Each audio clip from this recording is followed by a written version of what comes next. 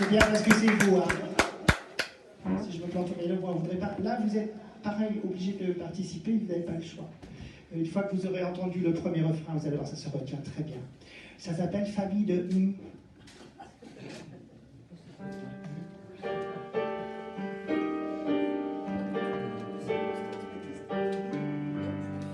Bébé était creux d'esprit, mais voulait avoir raison. Et en toutes circonstances, il donnait son opinion. Asséné avec hauteur tous ses jugements à la con. Pourtant il fut prisonnier, mais pourquoi qu'ils l'ont relâché?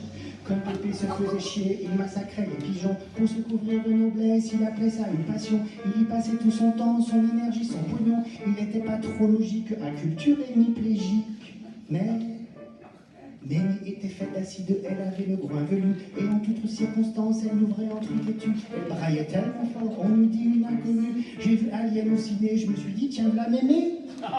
Elle a massacré sa fille, la battant tant qu'elle a pu, sous le couvert d'une morale qui était nue de vertu, dire qu'elle était hystérique. Ce ne serait qu'un début, et pourquoi moi je suis né dans cette famille d'excités.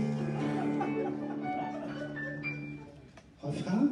Et merde, et merde, et merde. Les prochains ils sont pour vous.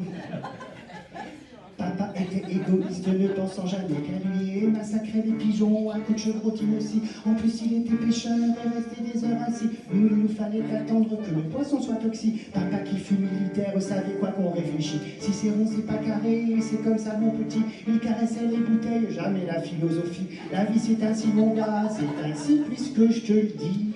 Mais maman était olympique quand fallait pousser des cris. À côté, la Castafiore chanterait comme Carla Bruni. Elle hurlait tellement fort, on lui dit une furie. Pour la moindre petite chose, pour le plus petit ennui.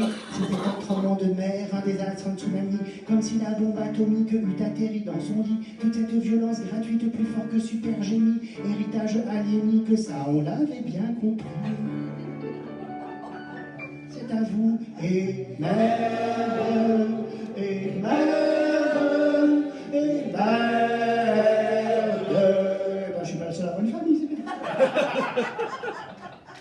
Le frangin numéro 1 était l'enfant attendu. Ils l'ont façonné à donf et lui a bien répondu. Pêcheur, chasseur, buveur, frimeur, en tout ils l'ont reconnu comme un brave petit soldat, comme l'ombre de papa. Le frangin numéro 2 ciel, on s'en est aperçu.